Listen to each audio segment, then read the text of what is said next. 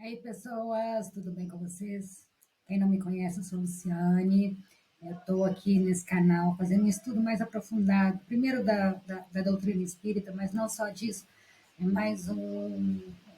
para conhecer, é mais um estudo aprofundado para conhecer as realidades do mundo espiritual e as filosofias que existem por trás, como é que a gente pode fazer para viver melhor, reforma íntima.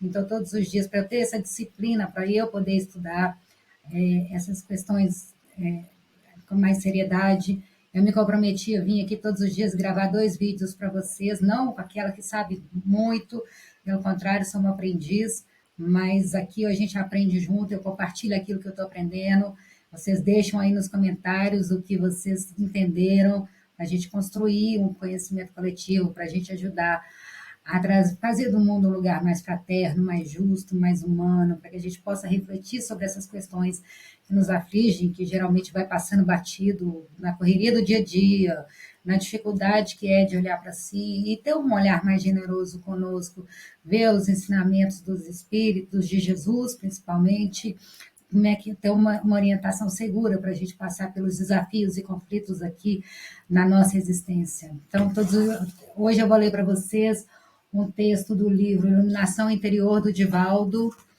Esse texto é lindo, espero que vocês gostem.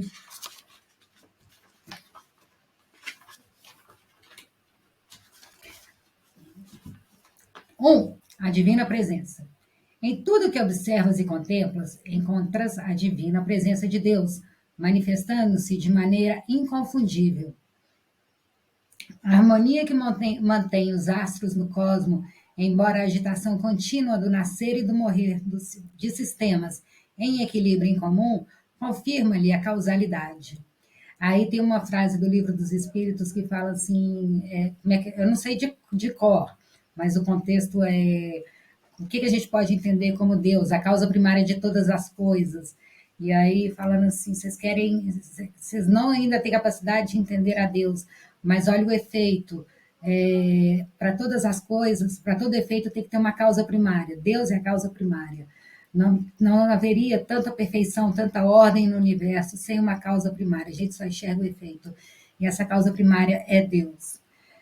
De igual maneira, a movimentação bem direcionada no infinitamente pequeno, repetindo a majestosa ordem geral, traduz a divina presença em toda parte. As condições propiciatórias à vida na Terra, nas incontáveis expressões em que se apresentam, são resultado da elaboração de projetos cuidadosos, objetivando finalidades específicas no processo da evolução. A gente está evoluindo há milhares de anos, há bilhões de anos o planeta está sendo formado, o universo sendo formado para que exista para que a gente chegue no atual momento com a estrutura física que a gente tem, com todo o aparelhamento que a gente precisa para a vida existir na Terra aqui dessa maneira. Não é só obra do acaso. A natureza ela tem uma lei dela que é economia de energia, ela não faz nada que não seja necessário. Para que ela iria criar seres tão complexos e tão perfeitos para nada? Vai contra as próprias leis naturais.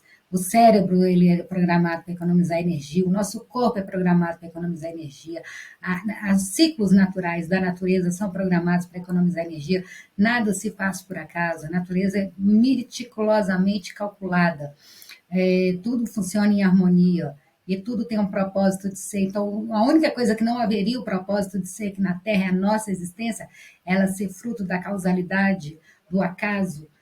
Para todos os efeitos tem sempre uma causa, e essa causa primária é Deus, é o Pai.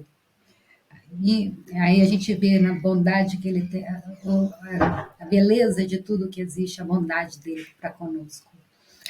As condições propiciatórias à vida na Terra, nas incontáveis expressões em que se apresentam, são resultado da elaboração de projetos cuidadosos, objetivando finalidades específicas no processo de evolução.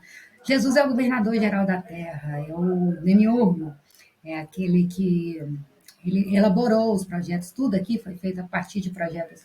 A nossa própria reencarnação é um projeto bem elaborado, com marcos específicos do nosso planejamento reencarnatório, do que a gente vai passar aqui na Terra, para que a gente possa aprender a desenvolver as lições que a gente precisa.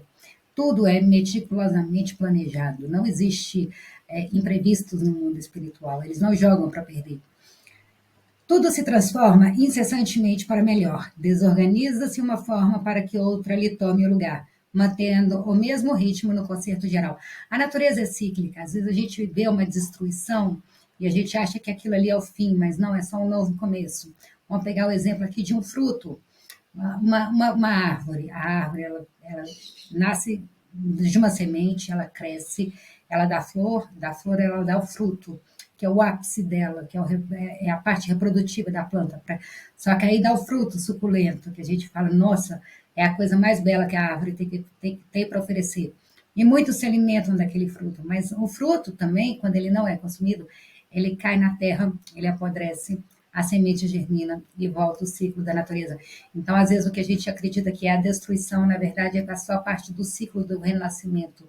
Para tudo que, para o novo entrar, o velho precisa sair. A natureza toda é cíclica e nós também somos cíclicos. Às vezes, o que a gente passa, que a gente vem essa sensação que tira nossas bases, não é o fim, mas é o novo começo de uma nova etapa da nossa existência, de um novo ciclo que a gente precisa passar. Então, Deus, na sua bondade infinita, na sua sabedoria infinita, trouxe tudo de forma cíclica.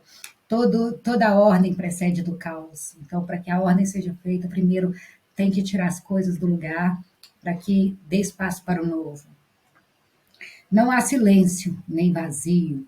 Em lugar algum, mas sim uma sinfonia de incomparável beleza, vibrando em tudo, como representação do seu psiquismo. Está tudo vibrando em harmonia. Tem uma lei do hermetismo que fala que tudo é vibração. E que até uma música, quando ela é feita, o que dá o ritmo à música, o que faz a melodia, é o intervalo que as notas musicais são colocadas entre os silêncios. Então, a música ela é feita entre os intervalos de silêncio.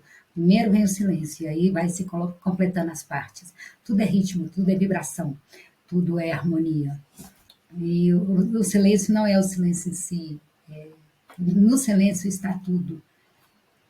Fonte de energia vitalizadora que sustenta a ordem e mantém o conjunto de tal maneira que o caos aparentemente converte-se em estabilidade de forças que pareciam se opor. Se a gente for pegar uma questão de equilíbrio mesmo, na física, o equilíbrio, o que é? São duas cargas de forças opostas que se anulam até chegar ao equilíbrio perfeito. Então, se, por exemplo, uma carga está desproporcional à outra, vai ter a tendência de puxar para aquele lado. Imagine um imã com uma parte de carga mais forte do que a outra, ele vai atrair o objeto para si. Agora, quando os dois têm a mesma carga igual, que a gente acha que não tem efeito algum, que aquilo ali é neutro, que nenhuma ação está sendo feita, na verdade, toda ação está sendo feita, aquilo ali é o equilíbrio perfeito. Inclusive, esse mudra aqui que a gente faz para rezar é o caminho do meio. É de um lado, é do outro, é razão, é emoção, é o outro, sou eu. E no equilíbrio, a gente tem o caminho do meio, que é a estabilidade, onde parece que nada é feito porque tudo vai constante, em harmonia, mas é onde todo o trabalho está sendo feito em harmonia, é onde tudo está sendo feito da forma certa. Então, quando a gente está vendo a gente não enxerga, não é porque as coisas estão erradas, é porque está em harmonia, está em equilíbrio. Quando a gente enxerga, quando a gente enxerga o caos, por exemplo, é que alguma parte está em desequilíbrio com a outra. Então, temos que trabalhar a virtude oposta, trabalhar a questão oposta. Os florais de Bach falam isso. A gente vê os defeitos da personalidade aqui, e aí, por exemplo, uma pessoa muito tímida, ela tem medo de pessoas, um medo. Aí vem o floral e trabalha a virtude oposta do medo, que é a coragem.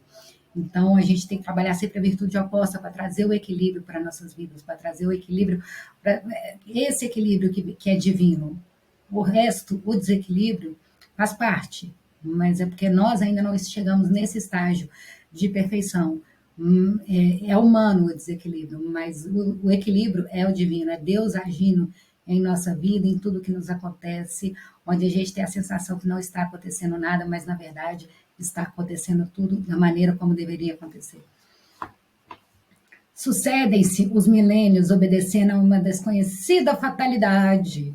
É essencial que tudo impulsiona para frente, ensejando mais amplo entendimento da eternidade do tempo e da infinitude do espaço. Gente, eu fico apaixonada quando eu fico imaginando o universo, a grandeza que é. Eu não consigo imaginar algo tão grande assim.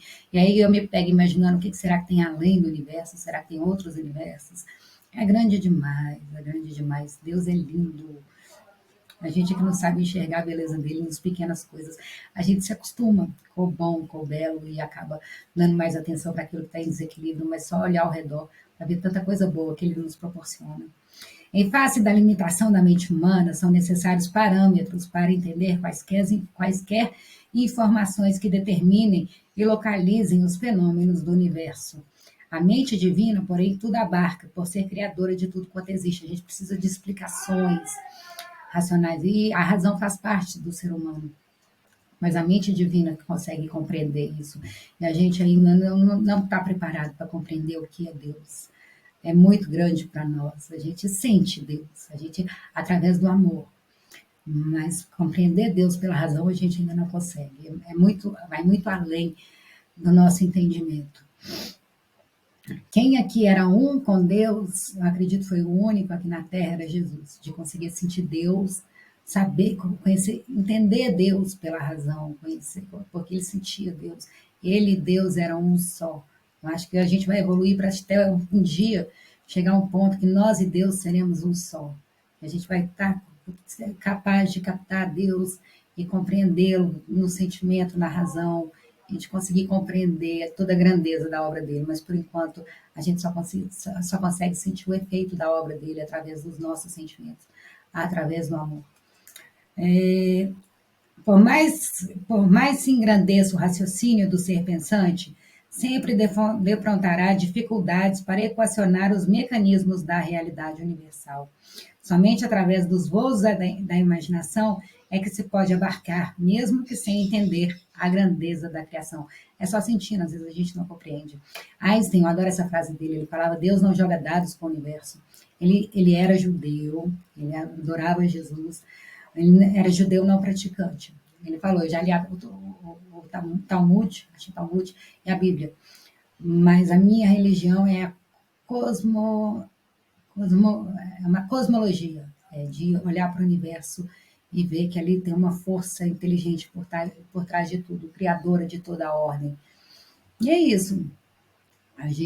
Cada um vai usar a sua imaginação para tentar compreender o que seria, mas sempre tendo essa certeza de que é tudo muito perfeito para que a gente esteja aqui nesse momento, fazendo o que estamos fazendo, está todo mundo no lugar certo, na hora certa. A gente está vivendo a vontade de Deus.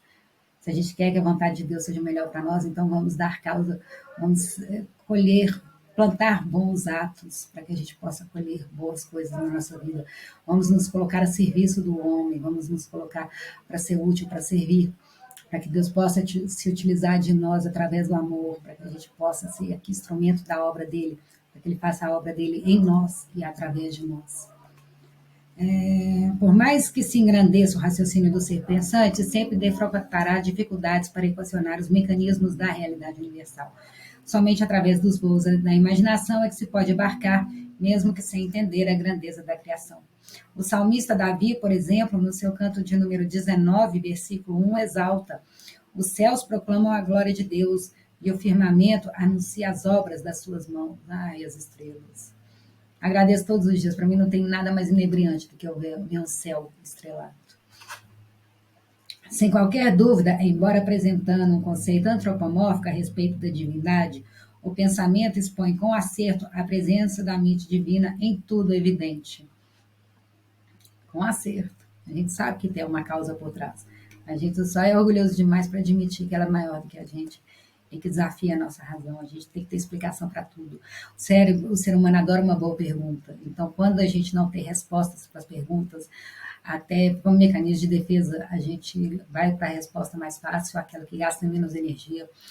E a energia mais fácil não tem explicação para isso tudo, então não existe, é a hora do acaso. Mas é porque nós adoramos uma boa pergunta, sempre somos induzidos por boas perguntas a procurar respostas para nós. Então, o que a gente tem que fazer? procurar as respostas, as perguntas corretas, vamos parar de perguntar essas coisas que estão além da nossa compreensão e vamos começar a perguntar como eu posso melhorar hoje, o que eu posso fazer para ser melhor, o que eu posso fazer para estar em equilíbrio com essa energia universal de bondade, de amor, o que está me distanciando dessa energia de amor. Então, a gente tem que aprender a fazer as perguntas certas. Isso é reforma íntima. Algumas escolas filosóficas e outras científicas pretendem determinar que essa mente una, a princípio se teria fragmentado para ressurgir na manifestação de todos os seres vivos, particularmente nos reinos animal e humano, em face da presença da razão, mesmo que embrionária nas formas de natureza mais primitiva. Esse conceito, embora reconheça a transcendência original, corre o perigo de conduzir a um panteísmo, que é o que aconteceu, né, lá no período da Grécia Antiga. Corre o perigo de conduzir a um panteísmo, no qual a individualidade humana desaparece no todo, perdendo o grandioso esforço para a aquisição do equilíbrio no cosmo interior. Então, você vê o panteão grego, eram várias divindades, cada um representando um poder de Deus, mas todos eles com arquétipos de personalidade, defeitos de personalidade tipicamente humana. A gente projeta em Deus, nos deuses, aquilo que nos é peculiar, e Deus é muito maior do que nós. Deus, assim, a gente ainda é capaz de imaginar, mas é amor absoluto, bondade absoluta, sabedoria absoluta, conhecimento absoluto. Ele é o uno, ele é o criador de tudo, ele sabe do passado, do presente, do futuro. O tempo é uma coisa linear da terceira dimensão. O tempo é uma coisa que existe para a gente conseguir organizar a nossa vida. Para Deus, o tempo não existe. Existe até umas correntes da física, esqueci o nome do físico agora, que existem átomos de espaço-tempo, que eles se combinam. Mas o tempo também é uma ilusão. É uma percepção nossa de como os fatos se sucedem, porque a gente precisa organizar de forma linear, mas, assim, nas regras gerais da natureza, esse desencadeamento de eventos passado, presente e futuro é só um ponto de vista. O tempo, na verdade, ele está presente na terceira dimensão, a partir das outras dimensões. Porque, às vezes, tem pessoas que conseguem prever o futuro? Não é porque elas têm uma máquina do tempo que elas conseguem quebrar, é porque o tempo está acessível para todos e Deus sabe de tudo, de todos os fatos que já aconteceram, que vão acontecer. Porque o tempo é relativo. Até mesmo, vamos pegar uma lei de Newton, se você está dentro de um carro, a sensação que você tem é que você está parado e o lado de um carro em movimento, a sensação que você tem é que você está parado e as coisas do lado de fora que estão se movendo. Mas se você está do lado de fora, você vê você parado e o carro em movimento. Então, a maneira como a gente enxerga o tempo e o espaço é uma maneira relativa, depende do observador. E a gente aqui está muito preso nessa realidade da terceira dimensão. Esse conceito, embora reconheça. Então, a gente não consegue ainda conceber mais ou menos de acordo com a grandeza de Deus. Deus prossegue criando sem cessar. Essa é uma resposta para uma dúvida muito grande que eu tinha, e eu acho que muitos de vocês também têm. Eu falei, gente, por que Deus cria a gente simples e ignorante para a gente passar por tantos desafios, por tantas provas aqui na Terra até a gente se tornar perfeito? Por que Ele já não nos cria seres perfeitos para que a gente não precise passar por tudo que a gente passa, né? E aí vem a resposta: Deus cria tudo sem cessar. Ele está o tempo inteiro criando. A obra dele é criar. Ele é o Criador, é o Pai, né? E como tal, ele está incessantemente criando. E ele não cria uma obra acabada. É o que eu entendo, tá? O que me responderam e foi a resposta que mais fez sentido para mim. Depois vocês deixem aí nos comentários. Ele está incessantemente criando, não para ver a obra dele acabada, mas para evoluir, para aperfeiçoar, para que a gente manifeste a nossa própria individualidade e a própria nossa divindade à medida que a gente evolui e se aperfeiçoa. Para que a gente aprenda a amar igual a Ele, a gente aprenda a ter uma sabedoria igual a Ele. E a gente só vai aprender isso fazendo, porque se Deus cria incessantemente e já cria a obra dele acabada, qual é a finalidade dele criar tudo incessantemente? Então, ele cria para a gente ir evoluindo, para a gente se aperfeiçoando, para ele ir fazendo a obra dele. Ele cria e ao mesmo tempo ele conduz a obra dele, a criação dele. E ele está sempre nos esperando até o momento que a gente desperte pelo amor. Enquanto isso, enquanto a gente é simples, ignorante, no Espiritismo, eu acho que vai falar aqui nesse texto, a gente não começa como seres humanos, a gente passa por todo um processo evolutivo. A gente começa como mineral, depois a gente vai como planta, depois como animal que aprende a sentir e tem pensamentos sem ser contínuos para depois a gente ser seres humanos. Então a gente vai adquirindo.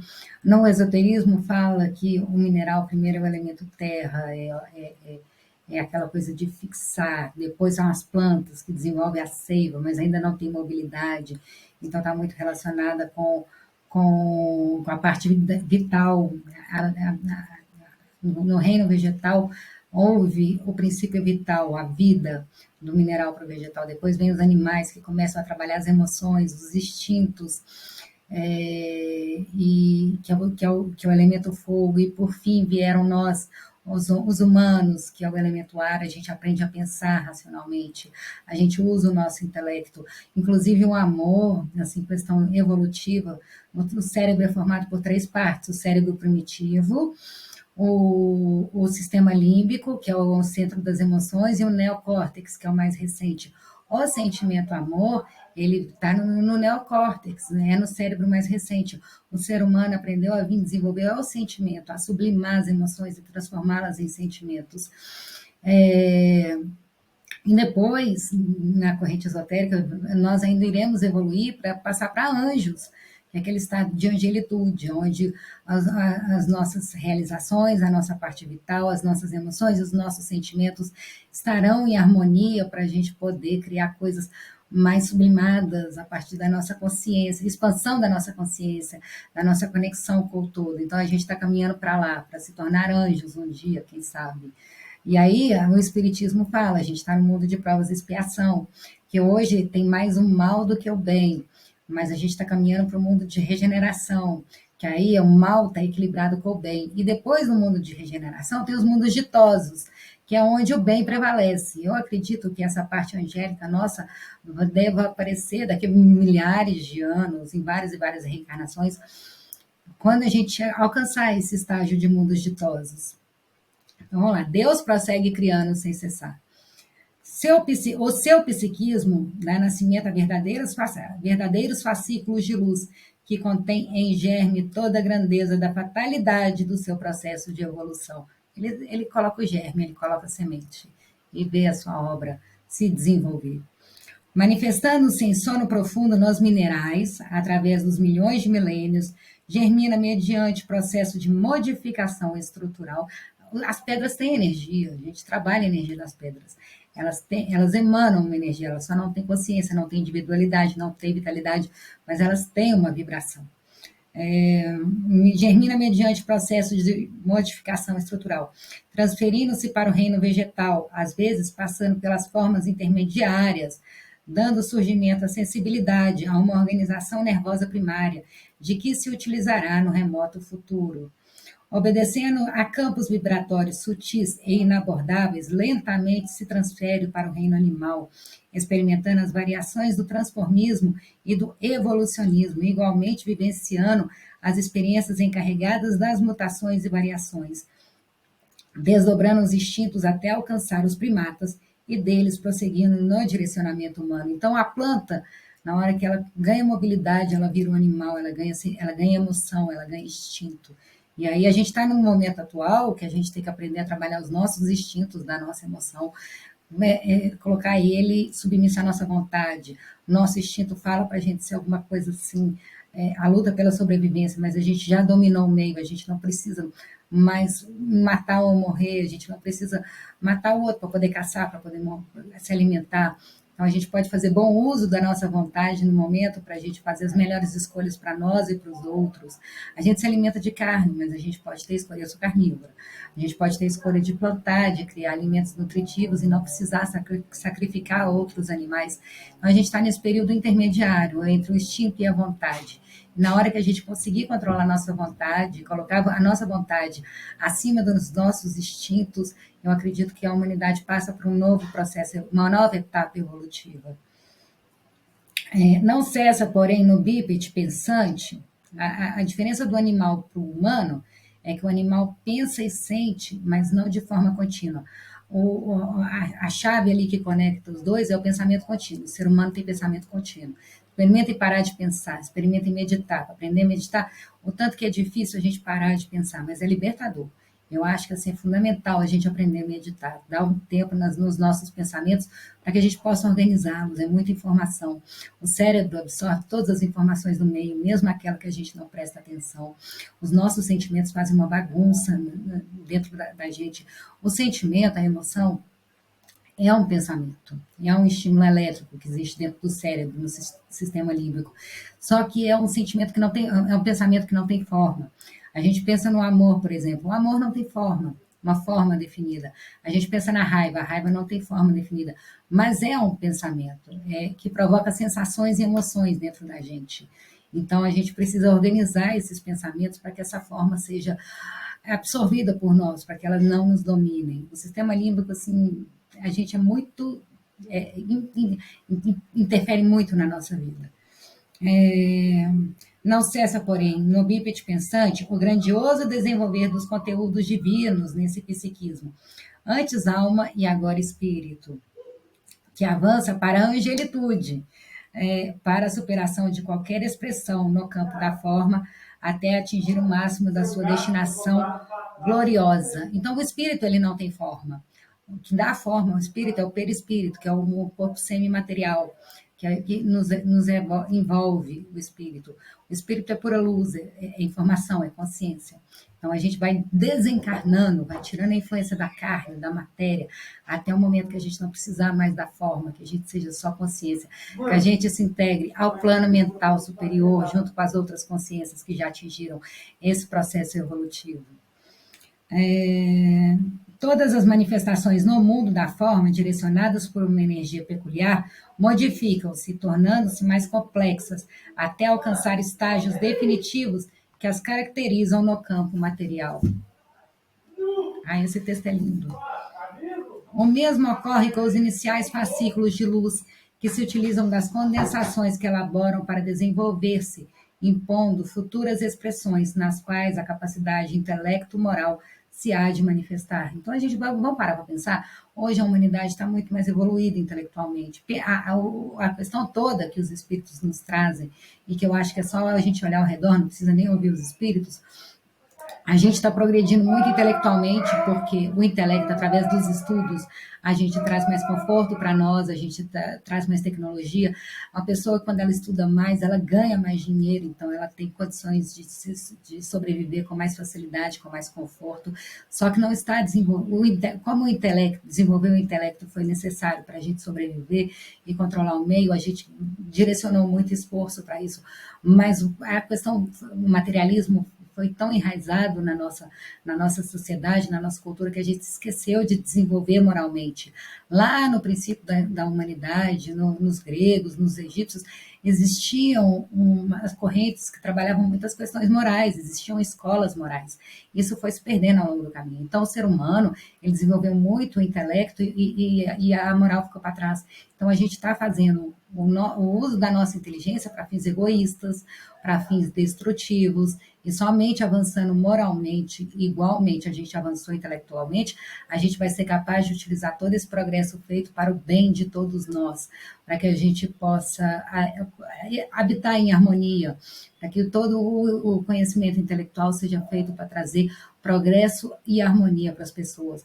Acho que é Freud que já dizia que quanto mais o ser humano investe em conhecimento, em tecnologia para trazer conforto para a sua vida, mais infelizes as pessoas estão ficando. Por quê? Porque aquilo ali, elas acham que se trouxer o conforto material vai resolver todos os problemas, mas não vai. Nós somos seres existencialistas. A gente precisa dar sentido a tudo, a gente precisa de responder perguntas. E aí essas perguntas, quem sou, da onde vim, para onde eu vou, por que a gente sofre, a gente pode até fugir delas, mas elas nos perseguem. E aí, enquanto a gente não achar o nosso propósito aqui, o porquê da gente estar aqui, pode vir todo o conforto do mundo, a gente vai se sentir vazio, perdido, procurando um caminho aqui, outro ali, procurando fugir, se distraindo com prazeres fáceis, para não ter que olhar para dentro de si.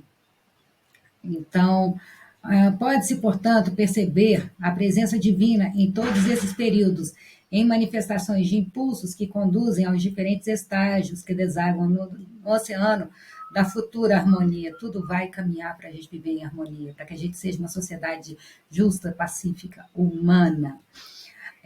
Arquivando todas essas experiências nos arcanos profundos da mente individual e humana, o ser que vem transitando pelo campo da matéria e desenvolvendo os inextricáveis mecanismos da energia pensante, conduz o conhecimento da evolução de que se utiliza, consciente ou inconscientemente, para mais audaciosos cometimentos ascensionais. Então, a gente vai evoluindo. O conhecimento da geração anterior, a gente dá continuidade a esse conhecimento e vai evoluindo, vai progredindo. Para a gente chegar no atual estágio evolutivo hoje, a gente passa primeiro pela descoberta do fogo, depois para a agricultura, para cultivar as plantas, para domesticar as plantas, domesticar os animais, para a gente ter alimento. Depois foi passando aquele período medieval, as pessoas se organizando em sociedades pequenas. Depois a Revolução Industrial, depois da Revolução Industrial, a Revolução Tecnológica, que é o que a gente está vivendo agora, com a internet, e vai saber o que vai vir lá para frente. Nós estamos, nesse momento, vivendo um período de grande transformação, de 2010 para cá, a gente está vivendo no meio de uma revolução tecnológica.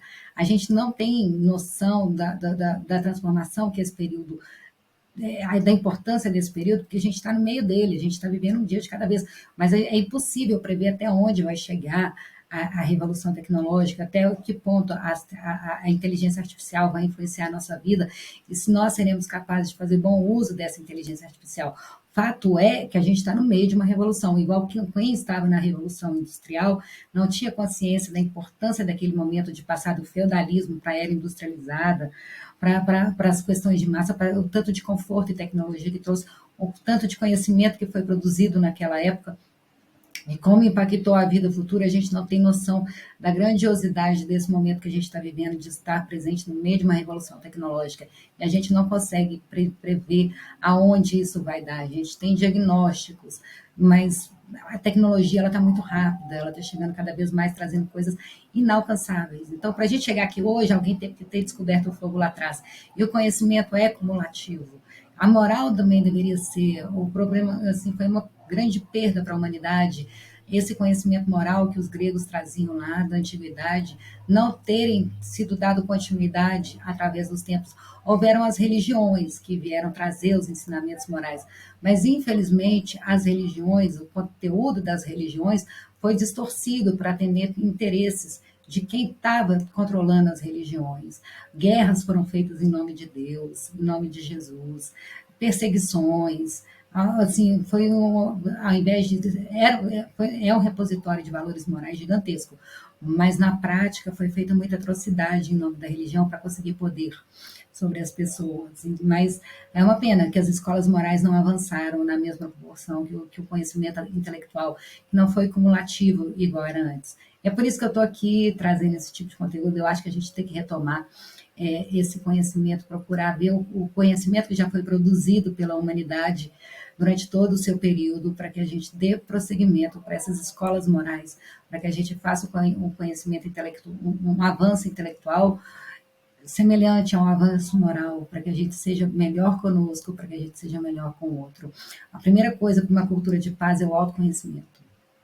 O indivíduo bem resolvido com ele mesmo é um indivíduo que transforma positivamente o meio que está inserido. A princípio, encontra-se fixado ao solo e nele íncito. Logo após, prende-se-lhe por intermédio de raízes que lhe oferecem elementos para a vida e para a sustentação, o mesmo ocorrendo no seio das águas.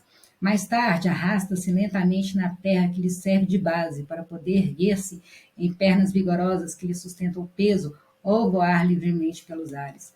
A libertação do magneto terrestre, da terra, da gravidade, dá-se a pouco e pouco, até o momento em que, humanizado, aprende a planar acima do seu apoio, quando se utiliza da mente para os fenômenos da movimentação e da vida em planos de exclusiva natureza vibratória, sem aglutinação de moléculas que dão origem à matéria. Deus tem, são três princípios básicos do universo. Deus, que é o criador de tudo, a matéria e o espírito. Enquanto a gente não consegue alcançar toda a perfeição do nosso espírito, a gente precisa que a matéria se aglutine ao redor de nós, seja em substâncias físicas ou semimaterial, como o perispírito, para que a gente possa viver as nossas experiências e para que ele seja instrumento do nosso espírito. A partir do momento que a gente perde todos os vícios da personalidade, do ego, do primitivismo, e a gente vai ascensionando, vai sublimando a nossa consciência até que ela se torna pura, ela se torna só amor, igual era de Jesus. Dizem que Jesus ficou 1000 anos tirando luz do espírito dele para poder encarnar aqui na Terra, de tão grande que era o espírito dele.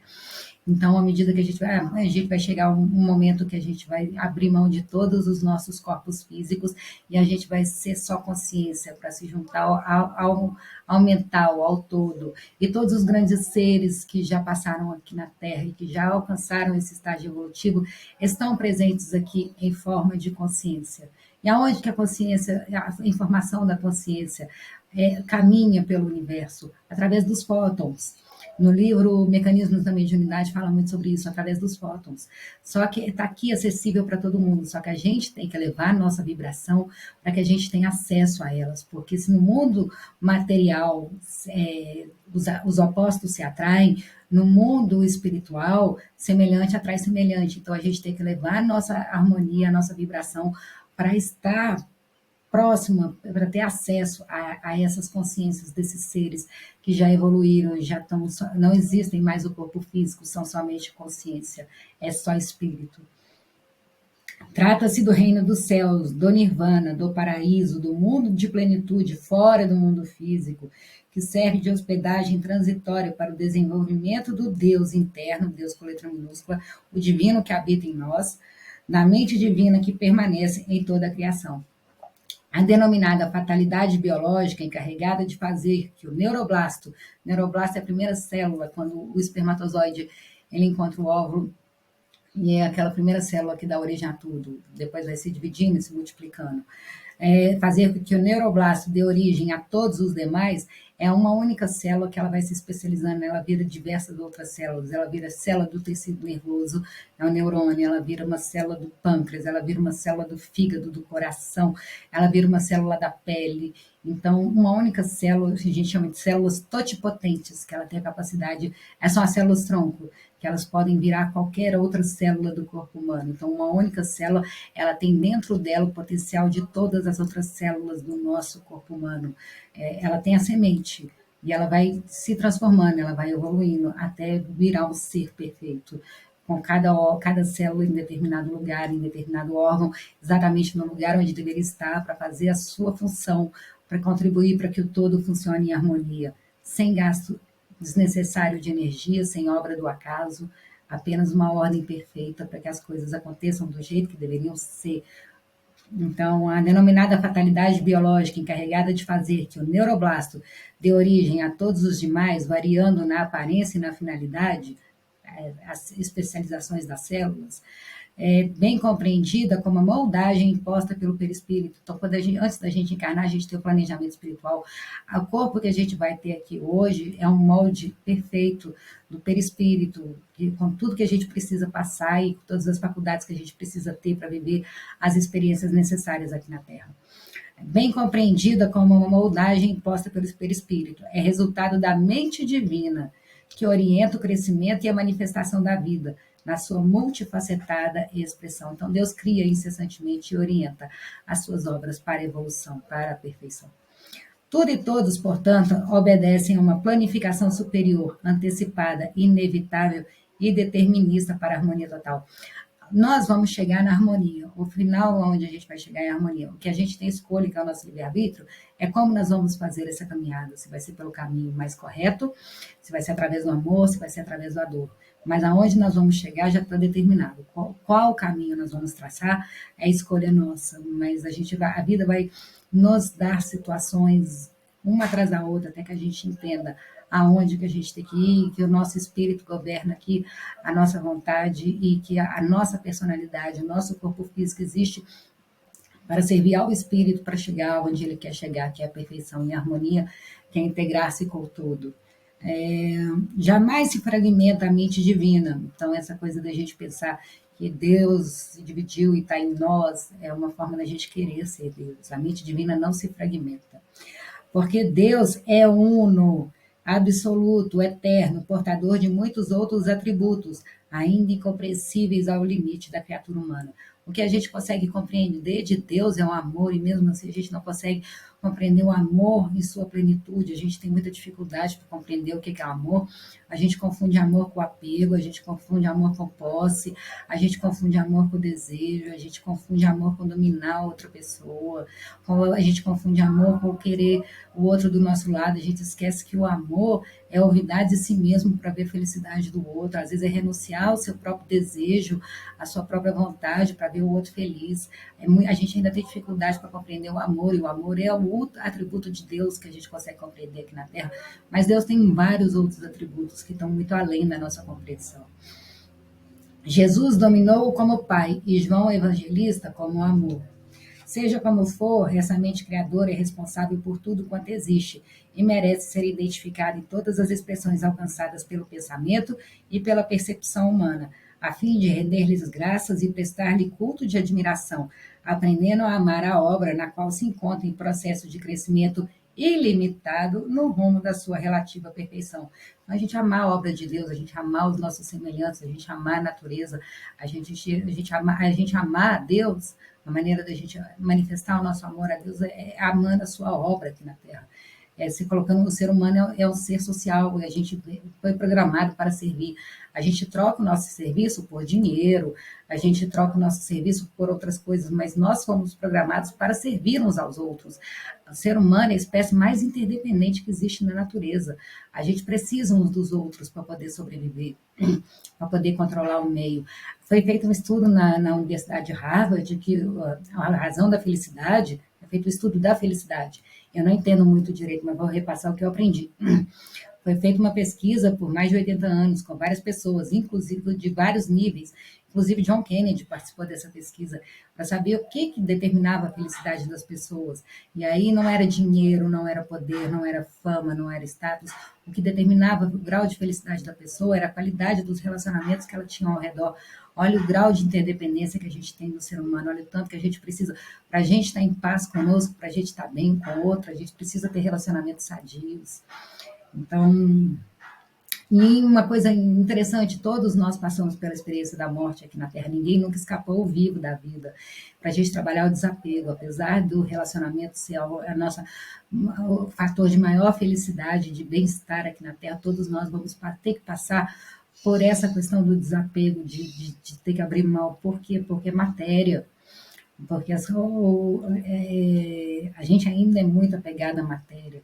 A presença do outro do nosso lado, a posse do outro, a companhia, a gente ainda precisa de algo material para a gente se lembrar do outro. A gente não pode só se lembrar da imagem do outro e ficar feliz porque o outro existe. A gente ainda não tem condição, e eu não tenho, de fazer isso. A gente gostaria de ter a pessoa, a presença da pessoa.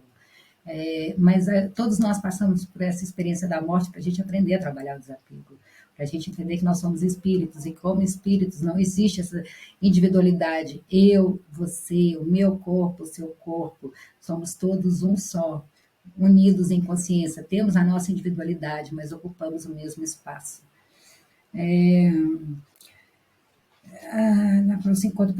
Assim sendo, o amor é chamado a compartilhar dessa saga extraordinária, unindo todas as criaturas no mesmo nível de sentimento e de afeição, maneira apropriada de demonstrar gratidão ao Pai misericordioso. Então, a melhor maneira de a gente demonstrar gratidão a Deus é amando uns aos outros e aprender a amar. Então, é isso, esse texto lindo do Divaldo, livro Iluminação Interior. Deixe seus comentários, me fale o que vocês aprenderam. Eu adoro falar sobre isso, adoro falar sobre Deus, adoro falar sobre ética, moral, reforma íntima. O que eu posso fazer para ser mais feliz aqui na Terra, para fazer as pessoas que estão ao meu redor serem mais felizes? Como é que eu posso ajudar a diminuir o sofrimento dos outros ou fazer as pessoas mais felizes. Eu fico mais feliz quando eu vejo alguém feliz perto de mim do que quando acontece uma coisa boa para mim.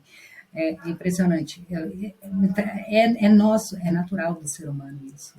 Nós todos temos essa capacidade, quando a gente sai do modo de defesa, de achar que se a gente não batalhar pelo que é nosso por direito, ninguém vai nos dar aquilo que nós merecemos.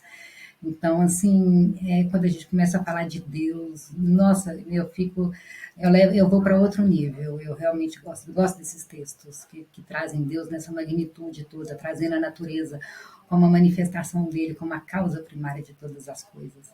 Então, deixe seus comentários, me falem o que vocês acharam do vídeo, curtem o vídeo e se inscrevam no canal. Vamos espalhar uma mensagem de paz, amor, vamos construir um mundo mais justo e humano, vamos trabalhar em nós a cultura de paz para quebrar um pouco dessa violência que existe do lado de fora, porque o meio é retroalimentado, se o meio está um caos, é porque nós estamos em desequilíbrio, nós fazemos parte do meio também, e qualquer pessoa que se harmoniza consigo mesmo, qualquer pessoa que consegue se equilibrar um pouquinho mais, vai levar esse pouquinho de equilíbrio para o meio, um pouquinho de egoísmo que a gente deixar de ter em nós, vai ser um pouquinho, o mundo vai ficar um pouquinho mais generoso. Não é para a gente se tornar perfeito de uma hora para outra, mas para a gente procurar ser melhor cada dia mais. Então é isso, um beijo, espero que vocês gostem.